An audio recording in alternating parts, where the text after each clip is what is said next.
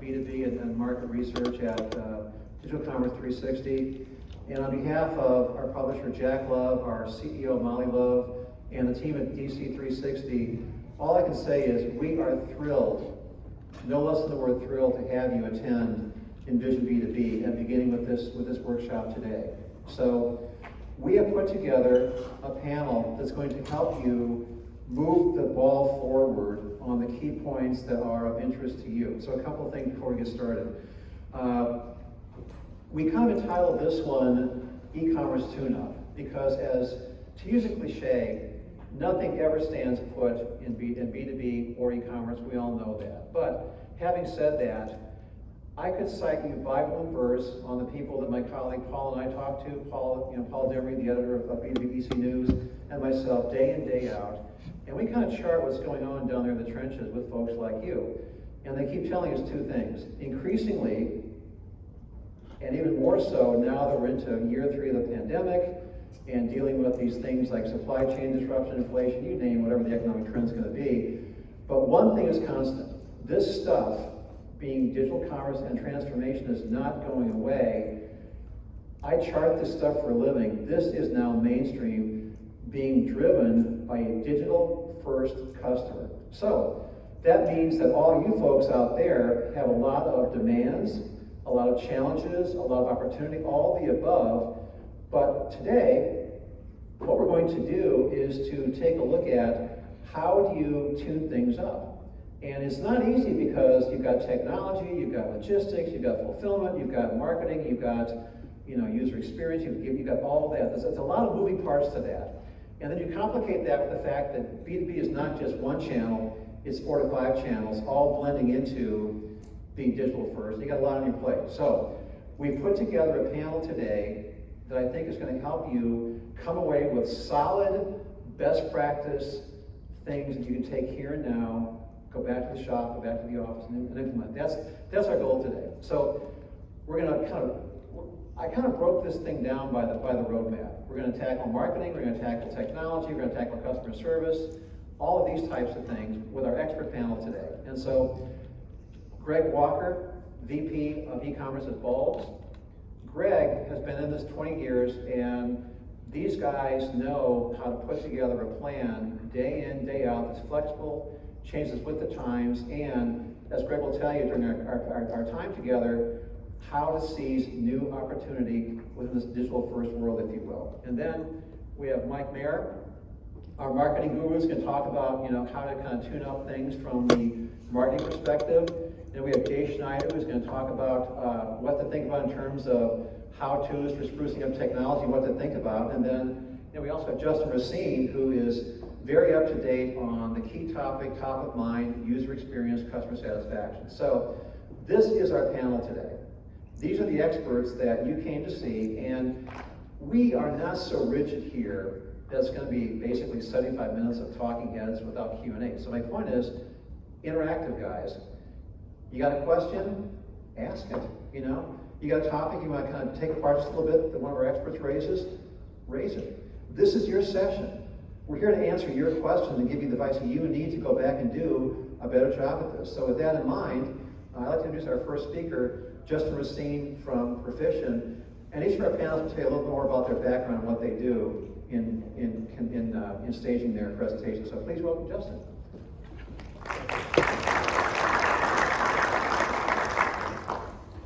Good. You guys hear me? All right. We're good? Everyone can hear me? Sort of? Kind of? Good? Good. First of all, we're back in person. Let's have a round of applause for that. That was fantastic. So I'm going to spend about 5 or 10 minutes just talking a little bit around redefining B2B commerce strategy and customer experience. I put this new normal slide up because I feel as though things are going to kind of change. There's some things that will stay the same. There's some things that are going to pivot. And I've talked a lot about this in some different areas as well too. So I have about 6 slides. We'll keep it brief, and then I'll pass it, I believe, over to Mike. So a little bit about myself. 13 years in e-commerce, basically spent my entire career there. At Proficient, Director of Commerce there. So Proficient's a digital consultancy. I will not give an ad for them. We'll keep this on actual meat. So This will be in the deck. You guys can look at it after. It's good to see all of you here and be back. So, with that said, your business is going to change. And, like you see here with Will Smith, which everyone knows, you might hear things from your customers that you don't like. Don't go on stage and slap them. Listen to them, hear what they have to say, and try to pivot your business off of that. And my point in this is that the customer wants to engage more with your brand, specifically on the B2B sides of things. We're seeing more and more brands who are B2B manufacturers going direct to consumer. We're seeing more and more distributors who their end users want to have conversations with. So don't take a page from Will, take one from Nike. And Nike is a great use case for this as well too. The statistic here is from Nike in 2021 it runs through. This is the percentage breakout of their business and direct to consumer from 2010, which is 13% of their business, to 2021, which is 36.8%. That's pretty significant growth. Now, why did they do this, right? They're still in retail stores. There's no doubt they had channel conflict where their retailers were saying, hey, if you build a website or an app, we're not going to sell your product anymore. Didn't work out. Why? Nike is a big brand. Consumers wanted to engage with that brand on a direct basis. And Nike realized this around 2010, 2011, and invested in digital to make this a reality for the end user customer. So take a shoe-in from Nike, not Will. Now, this right here is the new B2B experience journey map. You'll see some things that look traditional. And what looks traditional is what's on the right-hand side. A buyer lands on your B2B ordering portal, they purchase, there's a call to action, they're ordering off a list, they're a distributor ordering from your manufacturing portal, or they're a manufacturer who maybe is trying to go direct to consumer, and then that product is received and consumed. So what's on the right-hand side here has been here since the age of time, and it's on the direct to consumer side as well too. What I'm predicting will change is what's on the left. What you can do as a B2B organization with your brand is create that emotional brand connection with your end user, similar to how Nike did with their use case. And when you create that emotional connection with a consumer that is trying to engage with your brand, even though you're on the B2B side of things, they're going to come back to you. And then it's your job to complete this circle with retargeted content based upon maybe it's a direct-to-consumer, maybe it's just a buyer who wants to be engaged with your brand, and then reinforce that engagement throughout the life cycle of that customer. So this applies to your current B2B space. It also applies to the direct-to-consumer side as well too, if you choose to go that D2C path. What's important though is that COVID-19 has caused us as consumers who work in other businesses to expect better experiences from every brand that we interact with, regardless of if it's B2C, D2C, B2B2B, you name it, right? So this is what we're predicting as sort of the new phase of what this experience journey map could look like. Now, just 2 slides left. So these are 6 trends, as Mark alluded to, when you leave here that you can zoom on within your business. So direct-to-consumer channels, exploring those to see how you might be able to implement this in your business. Maybe you're not doing commerce initially. Maybe you're just creating a content hub that folks want to engage with. Having that 360 customer experience view, so making sure that you're creating ways that people can buy in different formats. If they're looking to go to B2C, create those best experiences for both sides of your buyers. Personalization of content, you can see I kind of had a creative twist on that. So leveraging personalization, which I know is a loaded term, but if you can take baby steps, start small, look at ways to personalize authenticated users on your portal. If you're in a medical device space, you have people maybe who are buying from your website who have clinical backgrounds. You have people who might be buying that have business backgrounds.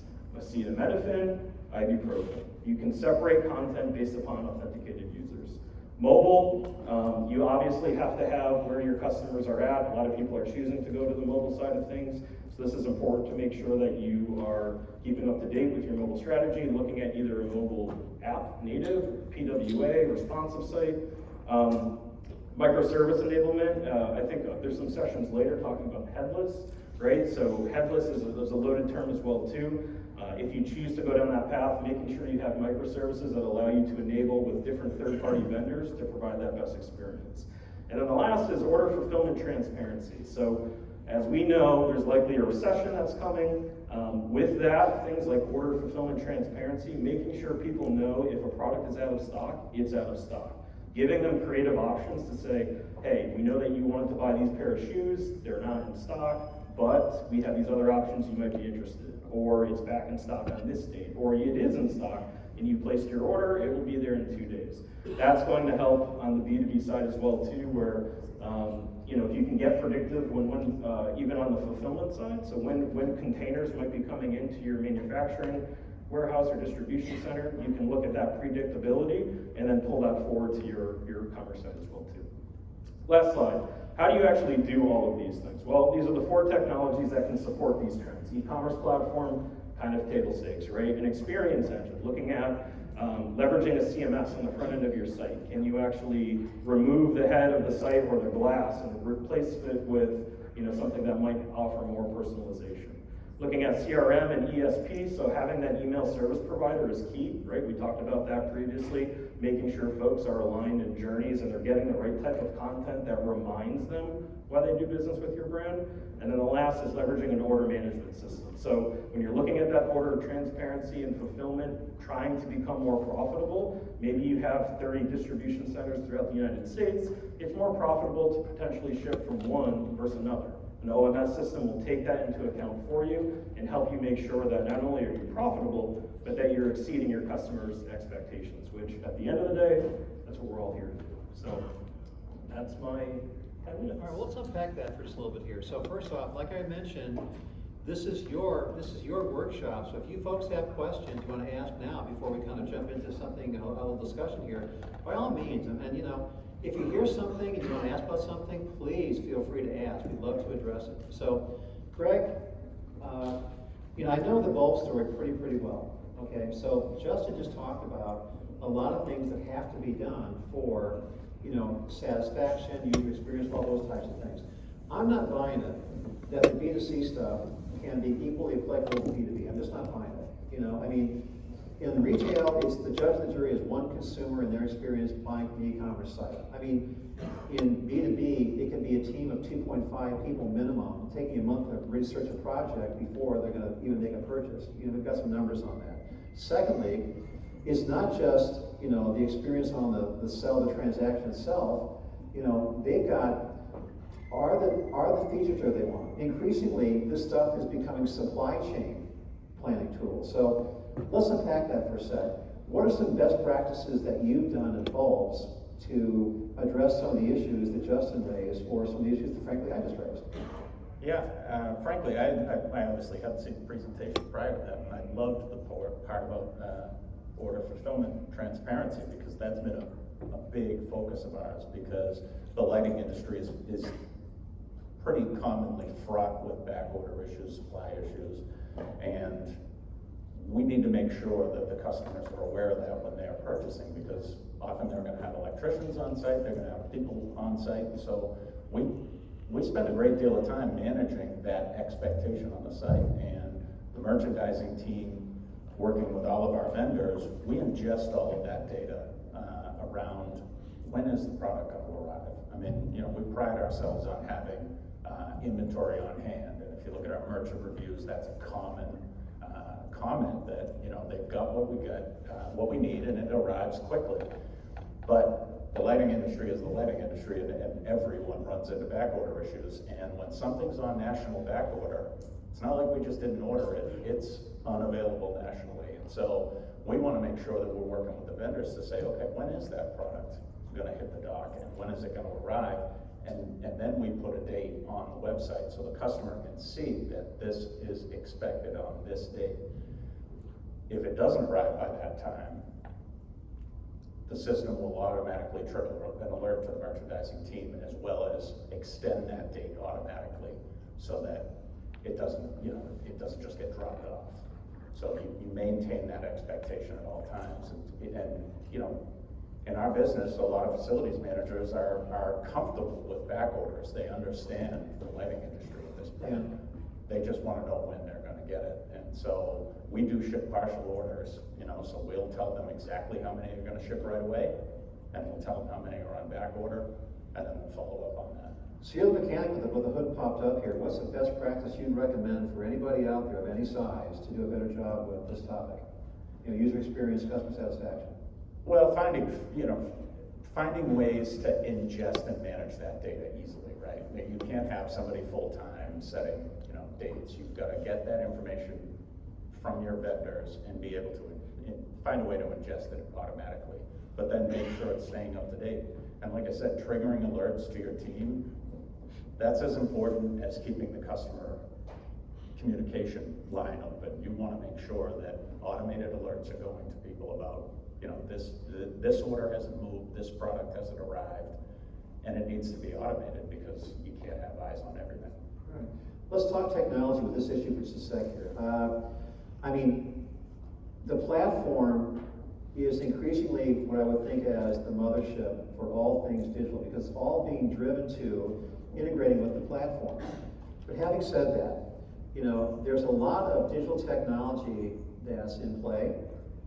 There's a lot of new things that are being looked at, headless for one. Personalization, I think, is farther along than it was just 2 years ago, but there's a reason for that. It's what people want. Same thing with product recommendations. So my question to you, Jay, is what role does technology play in kind of freshening up, the tune-up for what technology has to do? Whether it's integration or a new application, the budgets are set. There's only so much to kind of go around. So if these guys have a problem with customer satisfaction, user experience, what role does technology play in solving that? What's a tune-up tip there, do you think? What do you think? I think a tune-up tip there is to have, first of all, have a plan, have a roadmap, and second of all, to be reviewing it continually. I think, if we go back 3 years ago, we didn't think about things like a global pandemic. We didn't think about these supply chain issues. And, Justin mentioned order management systems. These are the types of technologies that now are becoming better or more prevalent in our minds, because we can't really talk about customer experience if we're not going to talk about when the customer gets the product. So those are the types of things that I think from a roadmap perspective, to have a plan and then to be able to continually review it because things change. Okay, all right. Any questions before we kind of take on our next topic here? All right, well, Mike, let's talk marketing. All right, marketing is, as folks out here, being the kind of the guru you are, it's very well faceted, but it's also fast changing. And to complicate things, digital marketing, or even traditional marketing tied to digital and social, is across multiple channels. So let's unpack that for a little bit. Okay. If you're tuning up marketing, what's your advice? What do you think? There's so much. Where do you begin?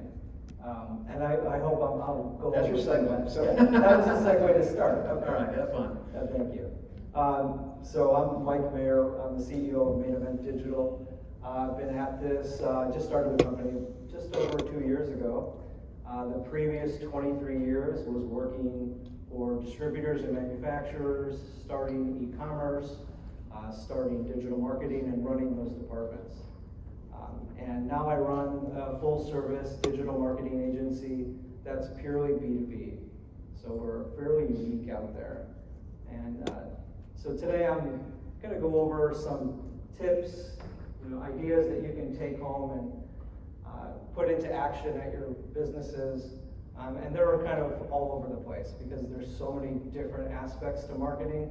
It's not all just about marketing externally. Sometimes it's about marketing internally, which I find is the most critical, especially if you are running a distributor and you have inside and outside sales teams, and they've been getting commission and order writer commission.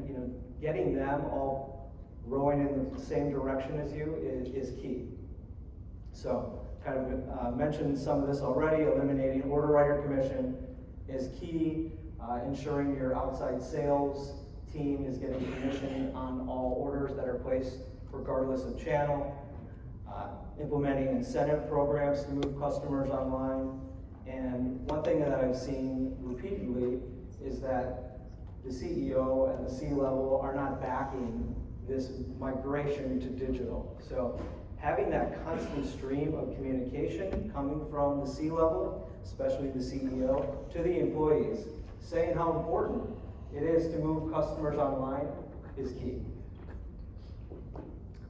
Getting the employees trained and able to support the platform is also seriously critical. So do that with computer-based training, send out short videos, and this all this you want to drip to the employees because it'll be too overwhelming. And don't assume that they know about your digital tools as much as you do. Host webinars, internal webinars for your team, record those, make them available, provide FAQs. I recommend printing out FAQs, laminating them, distributing them to the company so that folks can hang that in their cubes or on their bedroom walls now that we're mostly remote. And distributing flyers out to the employees on a frequent basis just to let them know about new technology, new releases, keeping the employees as part of that support group is key. As far as another step is giving your employees the ability to log in and emulate the same experience that the customer has. Because they're the ones, the folks that are out in the field or that are picking up the phones, they're the ones that are going to get these technical questions. How do I pull up an invoice?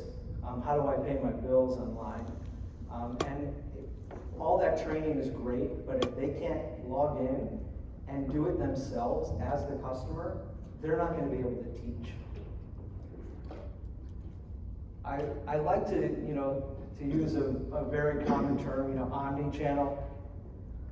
Give your employees visibility on the website itself. Make it one place so that a customer doesn't feel guilty going to the website to buy because they're cutting the salesman out of the mix. So what I've done in the past is provide photos, contact info, front and center on the home page, on the contact page, make it a website that is from and run by, that the inside sales or the outside sales, whoever they are typically working with. Keep your employees, give them visibility of your customers. So anytime an assigned customer registers or places an order, CC them on those emails. And that might be overwhelming. Another option is utilizing a CRM and queuing up in their salesman dashboard when orders have been placed or questions have been asked and letting them interact through the CRM.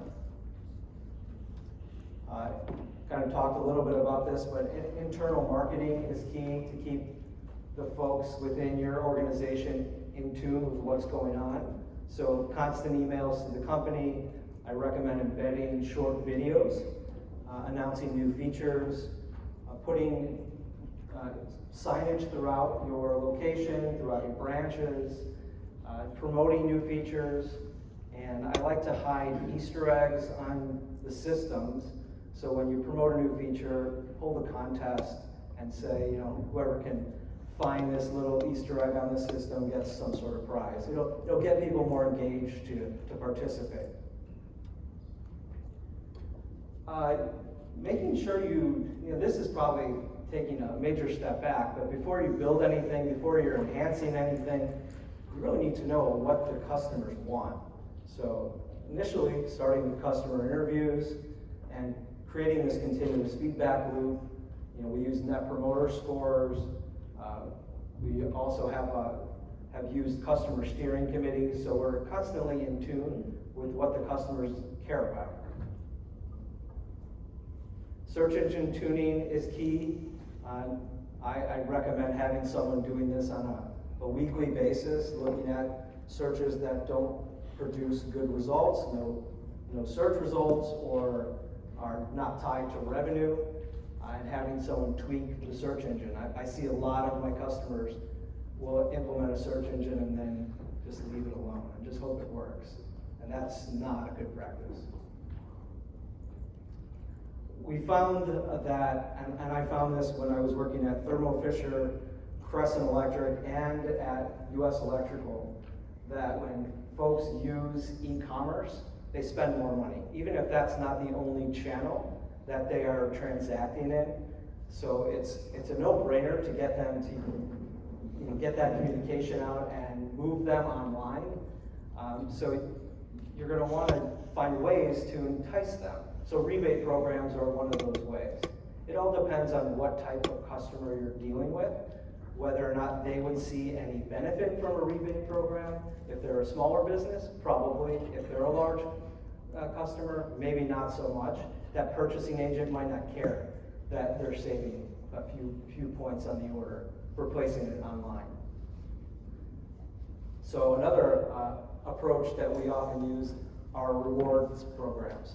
So that end user, that purchasing agent, that estimator, whoever that might be, give them some sort of reward, some credit for using your digital channel. And it will make it very easy for them to use e-commerce rather than picking up the phone or emailing in an order when they know they can walk away with, like a Yeti cooler or something like that. This is on driving customers to your website and getting them to purchase, and not as much about B2B. For all three of those large distributors I've worked for, we offered anyone can come onto the site and buy. So B2C pricing, and I use that as a lead gen channel, where you push your pricing out everywhere, and once someone comes to the site, makes a purchase, or inquires for more info, then convert them to B2B, get them better pricing. But in order to get them to that site initially, you're going to want to make sure your pricing is competitive. So what I've implemented multiple times is these scrapers, these crawlers that go out, look at my competitors, identify the pricing and whether or not they have the products in stock, and then dynamically update pricing on my site. And obviously taking into consideration my margin and my into-stock cost, and whether or not I even have the inventory. So you'll need to build some sort of formula so that you can set a competitive price similar to what's going on, like on an Amazon marketplace. Making shopping easy is critical. Here's just some tips that often get overlooked. From a type ahead, when you start typing in a search, providing the add to cart button right there. You don't even need to go to a search results page or a product page. Just make it quick. Providing in the top nav, mega menu, some thumbnails. There's just so much text to ingest on a page. Making it as visual as possible helps customers to convert. Providing a bulk order pad on your home page, on a separate page that's more robust with more fields, and use that same type ahead logic to allow customers to fill out the bulk order pad, and provide them with a bulk order upload in addition. So give them the ability to upload a CSV, an Excel file, or copy and paste from one of those files. I've implemented product assortment pages and found those very successful. Pretty rare. I don't see these very often. And what these are is, it's not your standard taxonomy, but it is a collection of products that you expect a purchaser to buy at the same time. You're kind of like building a cart for them, where they don't even need to go throughout your entire catalog. One place, I need lighting, I need conduit, I need 4 square boxes, I need THHN. They can just kind of go down and start putting quantities and add to cart. Providing a custom catalog, I find customers love, and that helps convert. And with that, everyone, once they log in, they get their own catalog that has products that they've purchased in the past, products that they've added to shopping lists, and recommended products, and that they can search that custom catalog. Giving them the ability to request and release quotes on the site is also critical. Making ordering easy is important, and we do that with pre-filling addresses. So if it's their first time to the site and you've identified them from your ERP as who they are, once they start to go through the ordering process, pre-fill everything that you have on that. So set up all their addresses, provide them the ability to pay with credit terms, just like they can offline typically, and preload any tax exempt certs that they might have in the ERP. Display, we were just talking about this, but displaying delivery times, like order by 7 o'clock for AM delivery or next day delivery, and giving customers the ability to order online and pick up in store is a feature that we found is pretty popular.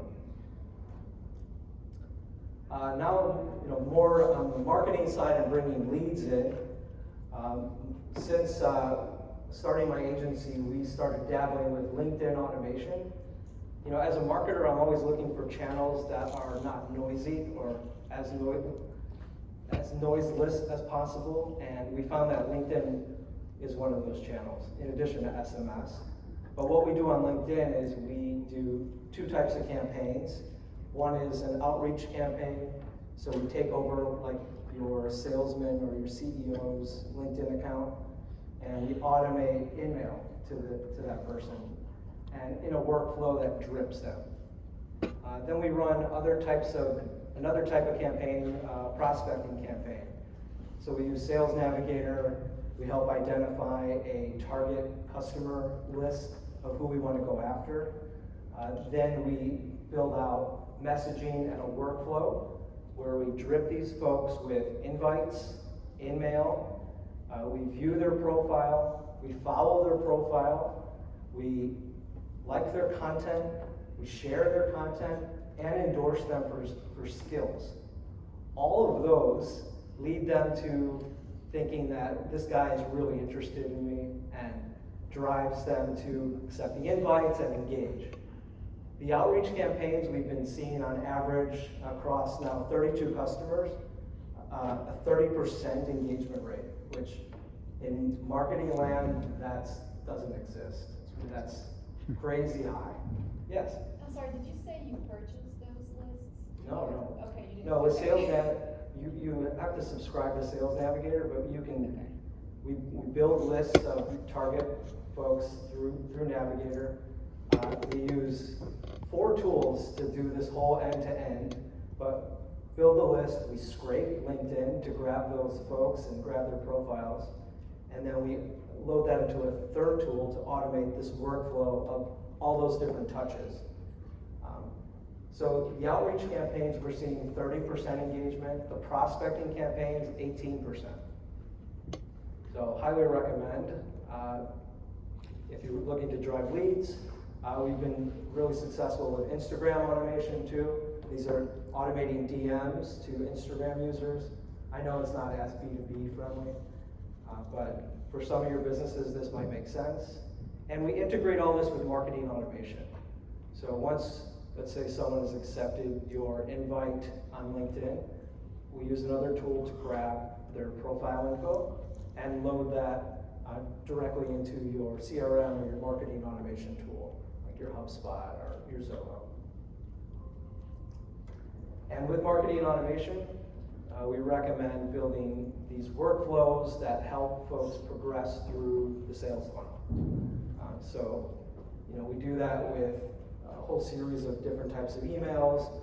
Best practice for us has been embedding those emails with short videos and as little text as possible. And I recommend, you regularly review your open rates and your click-throughs and adjust your subject lines and adjust your content and as needed, in addition to looking at your conversion rate on your landing pages. Well, I've been rattling off enough today. I think that's wraps it up. Well, let's unpack that. Let's start with Jay. There's only so much resources to go around. Okay, so I just recommend quite a bit of email, quite a bit of marketing automation there. But if you're gonna prioritize that, what drives that? If you've got a pretty good, I mean, my point here is, a lot of folks out there, they probably like their marketing game plan. You know, they've got the automation in place, they've got the CRM, they've got some of the other tools, but if they're looking to boost, kind of turbo boost, let's say, keep with my automotive theme here, how do you prioritize? What drives that? The customer feedback, the user feedback, what do you think?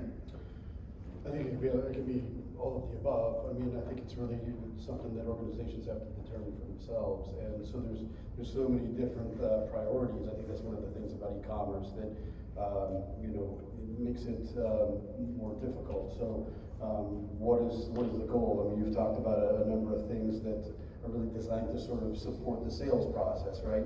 And I know a lot of folks are wrestling with that these days. They're trying to understand, like, how do we get sales and e-commerce working together? And I think, Mike, you give us some great ideas there. There's also marketing automation that would assist in, you know, the actual e-commerce, you know, in being driven by events or, you know, other actions that can occur. So I think it really depends on, you know, which priorities the organization has first, because there's really so much that can be done. And Mark, I think you're really asking about prioritization, because Yeah. there's so much that can be done. Where do you even start? It's overwhelming. So my practice has been, look at everything needs to be attributable to revenue, so that you know what works and what doesn't. And then build a roadmap that is sorted by ROI of what's worked and what hasn't in the past, of what's going to drive the highest ROI. Okay, questions for these guys before, okay, Justin, you're up next here, because I got a question for you on this very same topic. So, my question to you is, you know, my colleague Paul and I, we've done some work with user segmentation marketing versus, you know, marketing that's going to drive the sale of the transaction. Here's my soliloquy on this, just very quickly. Engineers, you know, increasingly these e-commerce platforms and all the tools that go with that, they're frankly becoming de facto supply chain tools. You know, there's a lot more supply chain use being applied to e-commerce than say prior to 3 years ago. But you know, engineers, we've talked to some folks in aerospace, we've talked to some folks in automotive, and then the engineer is the influencer. They're the folks that want the product. They are not the ones, you know, that place the transaction and do the actual, in the complexity of placing the order. So my question to you is, from a marketing perspective, who do you target? I mean, you know, the support team that does the actual transaction buying, or as you're trying to move up the food chain a little bit to identify who the influencer is and what they do, you're talking to the guy looking at the 3D CAD CAM stuff all day long, the engineer. So that's a whole different kettle of fish, but my point to the audience here is increasingly everybody's trying to get a little more upstream than before. So how do they address that? What's what? Yeah, I mean, I think in a perfect world, you do it as best you can. I think if the engineer is the person who's actually the one who's using the product and that cares about it, you have to get to them and try to have content in a marketing standpoint that's going to be relevant to what's important to them, right? They may not care about, oh, this new ordering list on this portal, you know, offers you to quick preview an image. They're not using that. That's the buyer who's placing that order. So Mike talked about this too, but it's all about segmentation of your content within the channel that meets and exceeds the expectations of what that person is looking to achieve. So you have to think and work that way. You have to try to identify who the engineer is and target them with content that allows them to reciprocate or at least push down to the person who's buying, saying, buy this product, buy this brand. And then the person who's actually buying the product that doesn't necessarily need to use it in their daily life, you have to make it easy for them to procure that product as well too. So what's important to them? A lot of ways that can be done, at least on the buyer side, is through voice of the customer, offering things like exit surveys on an e-commerce site. As simple as, how was your experience today? Round face, sideways face, happy face. Happy face, great. If it's anything else, tell us how your experience was, right? And that will help create a better commerce platform. It'll help groom your backlog of enhancements so that you know exactly what you need to build for that use case and that customer. And then you can work with your sellers. Mike talked about this as well too, right? So you have to make sure that you need to work with your sales team. If they're an external sales team or internal, make sure that you're still incentivizing them to push the platform for that buyer, but you're also, on your QBRs, you're giving the information to the engineer saying, by using our product, you've saved X number of dollars, or you've improved efficiency by blank percentage. So you have to target both separately. It ultimately will roll up to a singular strategy, but the segmentation of the content within the channel that that person resides is the secret sauce in doing it. So Greg, what are some things that you've done and your team at Vault has done of late to kind of deal with some of these issues? Specifically, can you talk about a recent marketing challenge that came up within the confines of your work, and then what you did to kind of tune things up to kind of meet the need?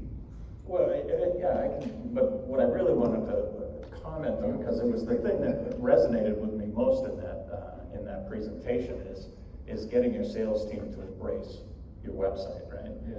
And that to me is, we were very early adopters of that, and that's exactly how we run our business. So our salespeople use the exact same website that the customer uses. And they can log in and emulate the customer, they can log in as administrator, and any information we can provide them, if they're logged in as an administrator, they can get right there on the website, so that when they're on the phone with the customer, they are looking at the exact same product page, only they may have additional panels about alternate vendors, how much inventory is around the country, obviously cost information and things like that the customer can't see. But they're both on the exact same website. And so the sales team isn't afraid of the website. It's not the sales team and the website. They get credit for anything their customers do on the website. It's not something where they have to place the order. But you mentioned customer surveys and the voice of the customer. You do all of that, and we do all of that. But when the salespeople are using the exact same website that the customers are using all day long, they notice little details that even a customer that pops on and pops off doesn't. Speaking about search tuning, they'll send us feedback about, hey, I searched for this and really thought this product should have shown up and it didn't. Okay, what's the problem there? And we can dig into, exactly what happened there. And so we're getting that feedback even quicker. If there's any kind of glitch on the website, 99 out of 100 times a salesperson brings it to our attention before a customer ever does. Yeah, and I'll just add one point too to that, Greg. I think what's important to realize also is that before I was at Proficient, when I was on the practicing side as a director of e-commerce, to your point, I think what's important is to make the sellers a part of the process. If you're re-platforming or you have a backlog of things, by having meetings with them, can't give the keys away to the castle, right, and have the inmates running the asylum, so to speak, but if you make them a part of the process and they feel that their feedback, which it is, contributing to the growth and extension of the platform, they're the first people to walk out there and want to sell that, to their customers, saying, yeah, I helped create this. And I think that's important. Yeah, and it's easy to get so zeroed in on the tools you want to build for the customer that you forget that there are tools you can build for your sales team to make them more efficient. We build lots of web-based tools to make that sales process smoother for the salesperson and free up more time for them to sell more product. And so the customer is always going to be kind of the conversion rate is always going to be what we're chasing, but we meet regularly with our sales team, our merchandising team, our e-commerce team, and the sales team to get kind of focus groups on, where are you getting tied up? Why is it taking you that long to place this order, and how can we automate some of that? And we build that in as well.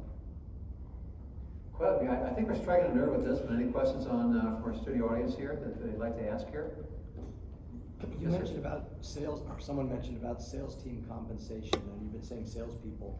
Do you differentiate between inside salespeople, customer service people, and outside salespeople? And where do you, and how do you, because you talked about conversion rate, so I sort of wonder if the world of commissions is kind of going away and there's something more of a base and bonus based on conversion rate, I just don't know where that journey's going, because there's so much inbound. If I can just, just a little housekeeping note, if we could use the mics so that all of us could hear, that's an excellent question, by the way. But to kind of recap the question, and you folks are right here, you can tell me if I'm wrong, but I think the question was in terms of compensation. Is it still for either inside reps or your field reps, is it still the traditional commission model, or is it gearing more towards, bonuses and that type of thing? Is that Off the conversion rate or and some other tied to metric. conversion, tied to actual metrics, in other words? Yeah, for us, for me, we don't have field salespeople, so we've got inside salespeople, and we have a customer service department. Typically, the customer service department handles residential business. It's not our core business, but we're on the internet. People need lighting, and they find us. It's really important that we're not tying up our certified expert, lighting experts, speaking to somebody who wants to change the circle line bulb in their kitchen. And so, we've got a customer service department that residential calls will be routed to. They're sort of a more straightforward compensation plan. They're just there to assist customers. And they provide a level of sales support to the commercial team as well. But I don't, from a compensation perspective, what I really meant was you can't have them fear the website. In other words, if they've got a customer, from Walmart, or whoever, that is buying from them regular, and Walmart hires a new buyer from that same location. They come on and they create a new account, they buy something. Well, we can't say, well, the website gets credit for that because, you don't get that. They still get the credit for that, and so we make sure that they're not afraid of the website. From a conversion rate perspective, for me, in a lot of ways, our website is a lead distributor.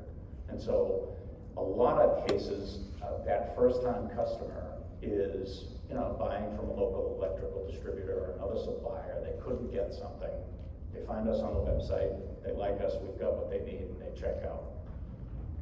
If they need certain markers and everything, they get pushed to our commercial sales force. And then they can grow the relationship from there.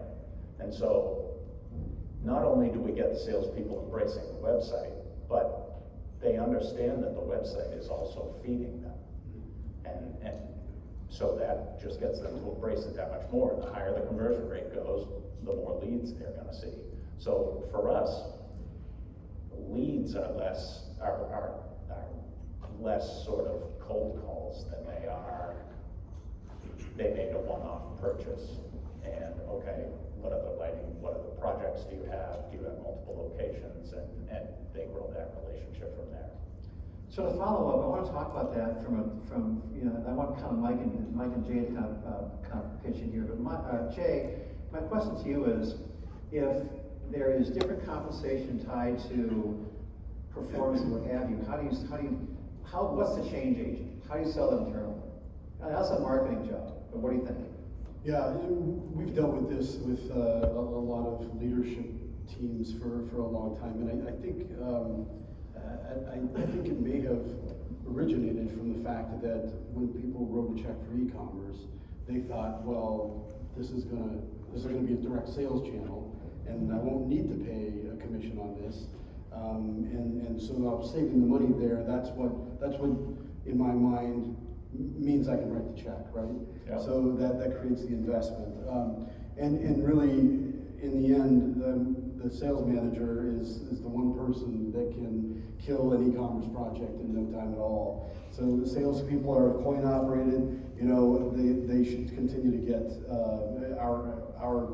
we've maintained that sales commission should continue to be part of the packaging. However, you need to, in your mind, understand what the check was that you wrote, do it. But salespeople, if they embrace it, if they get more commissions off of it, they will continue to not only support it, but push it.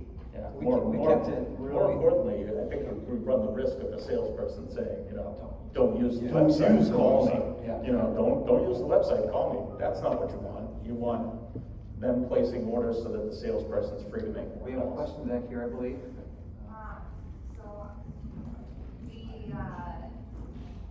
When it comes to incentivizing your sales force, do you compensate them the same based on the channel no matter what, where the, order's coming through, or for a period of time, if you've got a new digital experience, are you doing it the same for a period of time and then cutting it back if there's less work that they're doing? I mean, how do you go about? We've found that you want to keep it the same initially to get that customer warmed up to your online tools. And then once they feel comfortable with that, and you're gonna have to figure out what that timeline is, then you start cutting that commission back. And at that point, you've sold the customer on digital, and hopefully the salesperson has more time to bring in additional business. But in general, we keep the process very simple, that if they're a commissioned salesperson, inside or outside, and they're tied to a customer, then they should be compensated the same and then graduate down as they would if they made that purchase or made that sale offline. Now, what I found in my business is that we had a huge part of our inside sales team had house accounts and they weren't tied to any direct customers. So in those respects, we still wanted our inside sales to promote to the house accounts that they should go and use the web. So we rewarded by, these guys usually were geographically in groups. So we rewarded the entire groups based on their web transactions from their house accounts. And we did that through straight comp. In addition to, we improved their work environment. We would buy them like commercial espresso machines, or just fancy things for the kitchen, or even we've done like outside of the branch signage, digital signage, helping them to drive more sales and more walk-in traffic. So whatever you can to just reward that team, I think has been a good play. And you spoke before too about the more people or the more folks you drive to the site, the higher revenue you're going to have from an e-commerce standpoint. And I think there's an important point to what you had said as well too, is that there's certain features that might be disabling you from getting customers today. Punch out is one of them, right? So if someone has an internal ERP system, you may not be able to put on $10 million worth of business because you're not enabled for a punch out. So if you build that into your backlog, to what Mike spoke about earlier with the percentage increase in revenue, you can look at that from a sales standpoint and say, yeah, the seller's making the relationship with the customer, but e-commerce is building a feature that's going to allow more business to come in.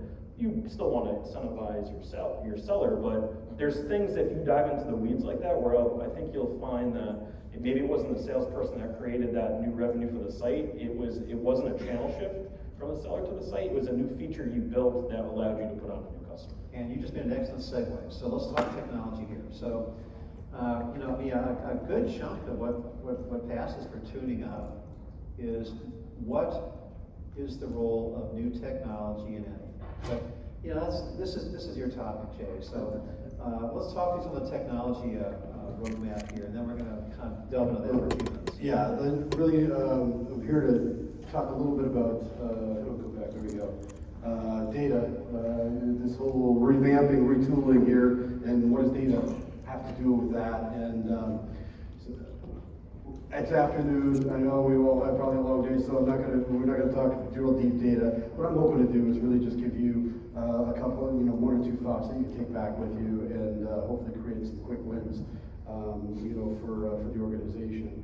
But I've been thinking a little bit lately, and by the way, Jay Schneider, B2B Squared. I've been in e-commerce for 10 years plus or whatever. Been in B2B a lot longer than that. Before e-commerce, I was in B2B media, so trade shows, magazines, things like that. And I had the good fortune of being in a couple of industries, printing and photography, that both went through drastic technology changes, obviously.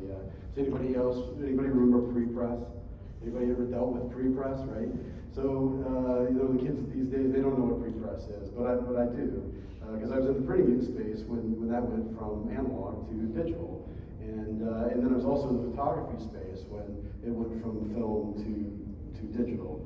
And one of the things that we've talked a lot here about how things are going to change quickly in the coming years. And I think about those couple of places that I've been in the past and how things seem to be kind of organized. It took a little while to coalesce and organize and people to get, kind of, in good step with what their business needed to look like. And then all of a sudden, bam, it just happened overnight.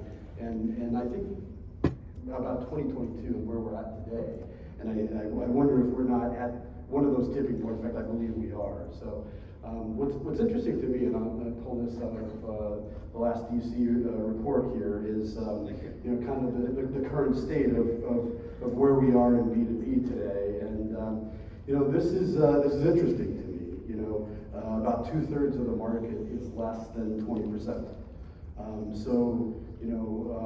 That means that there's a lot of folks that are still building their businesses, and we're all familiar with what the challenges are in kind of doing that. Obviously, data is a challenge for a lot of people. If you're not more than 20%, I think adoption is probably an issue for many folks, and just this whole idea of what we're talking about here with the emergence of sales and e-commerce models. What do we do with our sales reps, and how do we compensate accordingly and stuff like that. So the question is, where are we going to be shortly?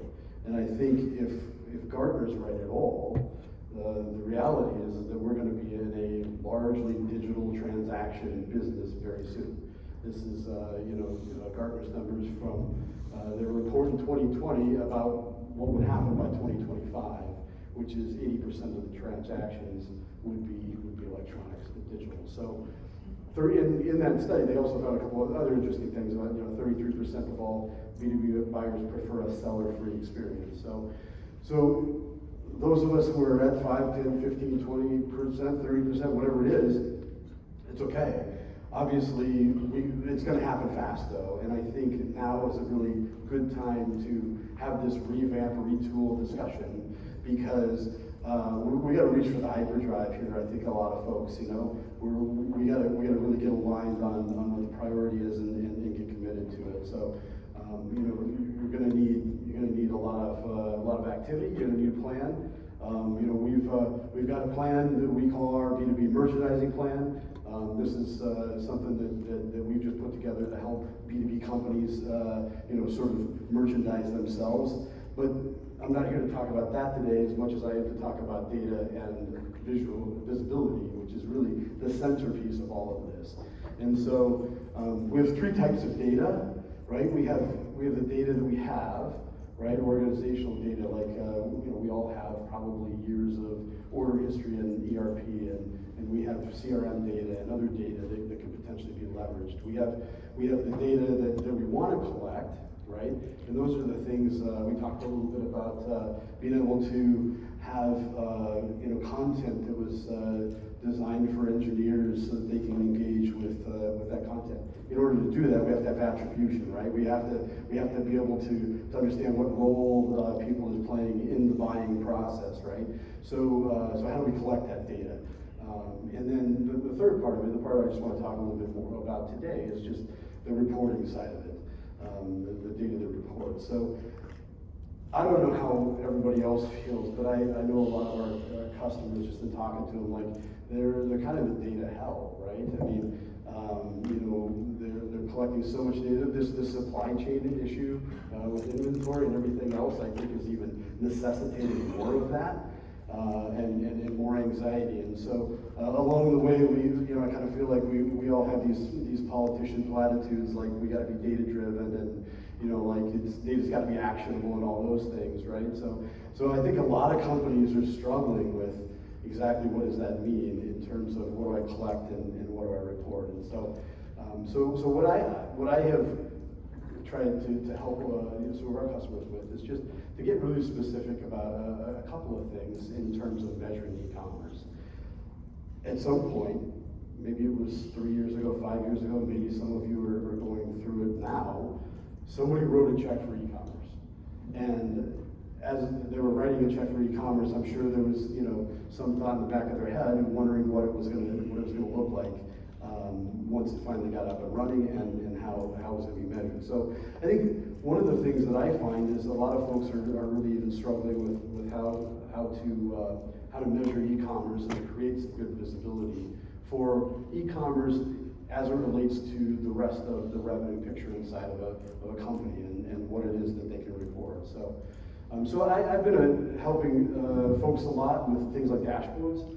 And I think the one great thing about dashboards is that the person in the corner office from the person in the warehouse can understand what a dashboard looks like, and they can visibly see, how e-commerce is doing compared to other revenue and in the business. So obviously some things, that we would want to report. There's the traditional KPIs that we have with e-commerce and things like that. But I think one of the things that's a little bit different about B2B is that we've got tools that measure things like content. Google Analytics is good for measuring, where somebody enters, how long they're engaged, how they're engaging with content, things like that. What we want to know oftentimes has more to do with customers, right? So I think that being able to design, one dashboard, even one dashboard that would say to the organization how e-commerce is performing would be valuable to most organizations, because the reality is that this really is as much about change for organizations, right? When we talk about sales compensation and other things, it's about change as much as it is technology. So being able to have a dashboard that talks about just e-commerce health, or even the accounts that are engaging with your site. And increasingly there's other tools that are allowing for product visibility as well. So I think that starting with the end and working backwards in terms of your dashboard will help you understand. You're probably going to have, you may have one source of reporting truth. A lot of folks are looking at either their marketing automation platform or BI or some other tools like that. But realizing that data is going to probably come from several different types of places, and may actually need to go back to places like CRM and other things too. So that's just all I wanted to do in terms of data and stuff like that. I know there's a lot we could talk about for data. I think in terms of making it, collecting it, making actionable stuff like that. But as far as reporting and things like that, I think these are the types of things that help organizations really move the needle when it comes to e-commerce throughout the organizations. Your colleague, Carrie, Justin, is going to speak tomorrow. One of the things that I always kind of galvanized on in terms of a roadmap or tune-up for e-commerce technology is technology is not the be-all to end-all to either digital sales or specifically digital commerce. It's an enabler. It's the tool set. The bigger question is the strategy for the technology. So my question to you is, if folks out here are looking to tune up versus overhaul their technology base, and it could be anything from the back end to the platform to marketing automation like Mike talked about to the front end. A lot of folks are kind of clueless on the B2B side of logistics and last mile stuff these days, trying to catch up. That's a lot to unpack, and if you only tune things up before you in that overhaul, how do you prioritize? Yeah, I think, unfortunately for everyone here, we kind of worked in reverse, right? So data should be the first point, right? You're gonna start with the data analytics that you have of your current customers, and you move to what Mike alluded to on marketing, and then you finish with the customer experience. But to answer your question, I think the way that you prioritize is based upon what the data is telling you today. You have to look at the historic data that you have, look at the things that you've changed in your business, and maybe try to identify areas where maybe there's certain pieces of technology that just aren't making the cut. So an example could be site speed, for example. How is your platform hosted? Is it on-prem? Is it in the cloud? Is your e-commerce platform that you're leveraging today maybe a bit behind or dated? And that will kind of provide you different avenues that you might be able to explore as far as upgrading technology. So I think the data piece is important. I think Carrie will speak a little bit further, so I don't want to steal too much of her thunder. not sure if he's here, but tomorrow on that. But the biggest thing is looking at the data initially in all areas of your business. So if you're looking, at conversion rates, you're looking at site speed, you're looking at all the KPIs that were alluded to here by Jay, that will at least provide you the starting point and your sort of compass of where you might be able to go. Especially if you're using some platforms that maybe are a bit dated, 5.0, 6.0, whatever you want to call it. There's other issues that can come into play there too, but the data is a good starting point. It should point you in the right direction, and like I would say is, just make sure you always keep the customer in mind when changing platforms. Just because something is working well today doesn't mean that you need to. The grass isn't always green on the other side. That's what I'm trying to say. You don't have to move off the platform necessarily, depending upon what your data is saying. So Mike, like for instance, on the same topic, marketing automation, nice to have or have to have? No, There's a big difference. It's a have to have. Okay, why is that? What don't you get if you don't do that? If you think it must. Well, it keeps the scent alive and strong. Once someone comes to the site, it's so easy for them to forget about you. So the marketing automation keeps reminding them. You have, it's as simple as you have an item in your cart to, here are some additional services we offer. Here's some info about our B2B, business trade program. All of those will help encourage them to come back, because most likely at their first visit, they didn't absorb all what you had to offer. So it's key to have marketing automation. So it evolves. How do you evaluate what would come down to an e-commerce technology tune-up versus a wholesale overhaul? I mean, and if you do that, I love to ask long questions, of course. In-house development, or find a third party that does it better than you could in-house? Well, we're very data-driven. So, we always start with the data. We do all of our development in-house currently, so it would probably be a complete overhaul if we were looking to go with a third party.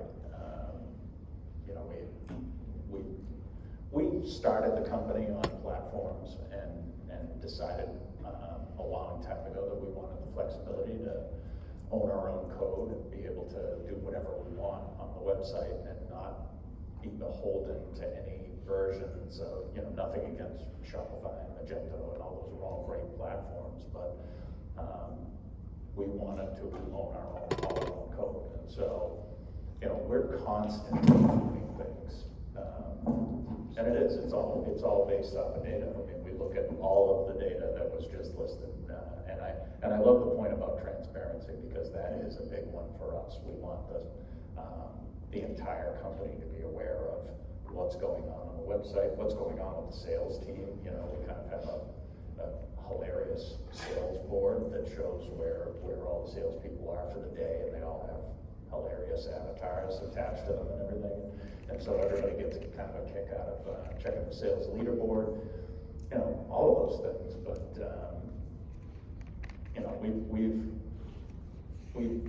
we focus more on tuning right now. I don't think we have any immediate plans to do a complete overhaul, because things are performing very well, and we've got lots of things on our roadmap that we think are going to continue to grow the company.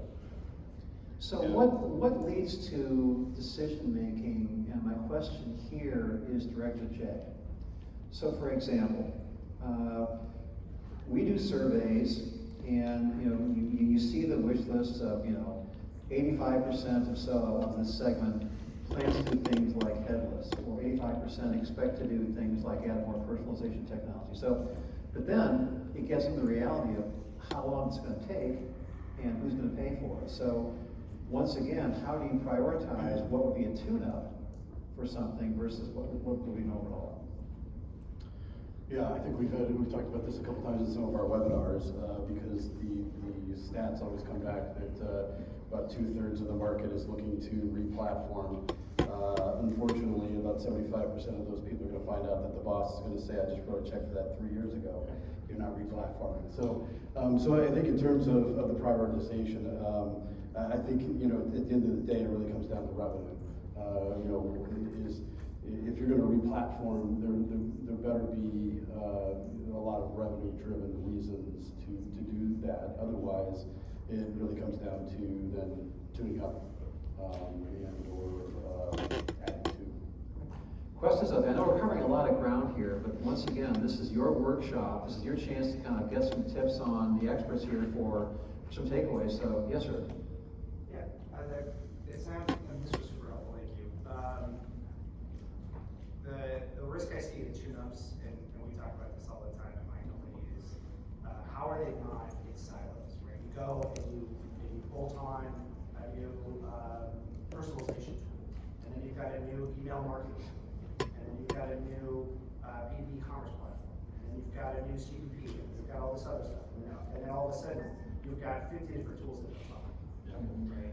So it's really about the ecosystem, right? How do we be thinking about that? We've got every day, I have a new use case, a new customer, or a new supplier that wants something different. And taking your mind out of that day to day and say, okay, where's my journey? How does all this work together? Mike, what do you think? As far as how do you choose what You bet. you're gonna work on? Well, his question, I think, was a very excellent one, which gets into one begots the other in the segmentation. So, I can go first if you want. Yeah, it's a great question. I think some of the large retailers that we work with in commerce are moving down that path, and it really is on the headless journey. I talked a little bit about microservices before, where if you're setting up your reference architecture in a way that enables these different pillars within your business, it gives you the flexibility to have them connected together where they're communicating. The challenge is that when you're starting from scratch, we'll say, or an area where you're talking about, it becomes inherently more difficult to make sure that you're aligning and planning for the future. So without putting a poster up here of what we do, right? Like that's what we try to work with our clients on is let's look down the path 2 years out. Let's try to plan a reference architecture that's going to make sense for you, and then fill in the gaps of what we'll need to do today to lay that foundation, enable the microservices. Maybe we're using Adobe for one piece of it, and we're using Salesforce for something else, right? It's challenging to do, but that's the way we think about it, is to try to predict what might come in the future based upon the information we know today, based upon what we know the market is and where it's going, and then making sure that when we add in a new vendor, a new microservice, a new third party, we're being pragmatic about how it will communicate with other elements of that reference architecture. High level, that's how you do it. In practice and in theory, it's challenging, but it's an evolution, and there's no secret sauce and no secret answer. other questions on this topic? Yes, ma'am.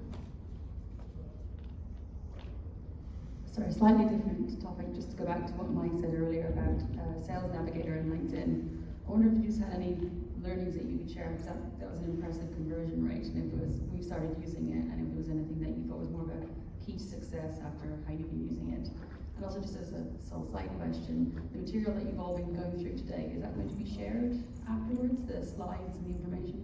Yeah, what was your first question? We'll About definitely share the slide. LinkedIn Sales Navigator, if you just had some sort of keys to what you thought what enabled that successful engagement rates. Why is the engagement rate so high? Yeah, like Well, what do you it's- think was the key things that you did that? Because I know even as a user of LinkedIn, I'm getting more and more emails every day. So to stand out and get that conversion rate was just. I mean, the process is we first optimize a profile to make sure whoever is going to do the outreach doesn't come from the company, it comes from a person. We make sure they have recommendations, endorsements, headlines, banners. Their profile looks great. So that's table stakes. Then you're building a workflow of drips to get them to engage. That's the key, and you stretch that over weeks. It was, the invites and the views and the follows, the likes and the shares, the endorsements, and that's what all drives the high engagement rates we're seeing. Does that answer your question? All right, well, we're going to play the lightning round here with under 2 minutes to go. So we covered a lot of ground, but I'd like each of the panelists to kind of leave one best practice for tuning up before we all part ways here. So Greg, you want to start? Oh, 1 point for tuning up. Yeah, start. I stick with the start with the data. If you don't have the proper analytics tools to get you the data that you need to tune up your website. You're kind of already one step behind. And that goes beyond, you know, Google Analytics of just site visits, conversion, this, that, and the other thing. Make sure you've got analytics that you can do more with, that will capture every single error message that appears on your site, that you can segment your customers. You know, because we manage commercial and residential, with commercial being our core business, you know, we need to be able to see those analytics separated by commercial and residential, and then beneath that commercial by industry, so that we can understand how each user is using the website and where people are falling down. And Jay, what's your tip? Well, that's a great one. The data's terrific. Yeah, what he said. I think really having a plan and revisiting it. I think about the number of people that we've helped with strategy 2, 3, 4 years ago now. I go to their sites, I look around, I see what's going on. There's still 2, 3, 4 years ago what we had talked about then, and they really should be going further. So having the plan and revisiting it. And Mike, I'm gonna piggyback on the analytics analysis, and we've had a lot of success with these video recording tools where we can actually see how users interact with the site. So we were using Full Story for years, and that is not inexpensive. And now Microsoft has a new tool out in the last year or two called Clarity. So that's a no-brainer to integrate that to your site. And you can actually see the mouse moving and how users interact, and even hone in where you see users are clicking on dead space, or they're rage clicking, or they're clicking on something that is a dead link. So that helps to hone in, and then we utilize that with customer service. So people call in, or they're on live chat and they're complaining something's not working. Well, we can see them live on the site, or go back and watch their sessions. So recommend. I think those are very underutilized analytics tools. And Jay, bring us home, Justin. Yeah, I think those are all great ones. I'll kind of piggyback on that too. I've used this before, so I apologize if people have heard it again. I'm sure some folks in here have seen Glengarry, Glen Ross, right? Always be closing. I'm going to pivot that to always be listening. Doesn't matter what the channel is. It could be through data analytics, it could be through the front end of the site. A seller hears something from a customer. Always be listening to your customers. Always be listening to your employees. They're the two most valuable resources you have in your repertoire that will help you build that best customer experience. So be closing, yes, but listen first. All right, I'm very popular. So our experts, please thank our experts. They'll be around for a little bit. Feel free to go.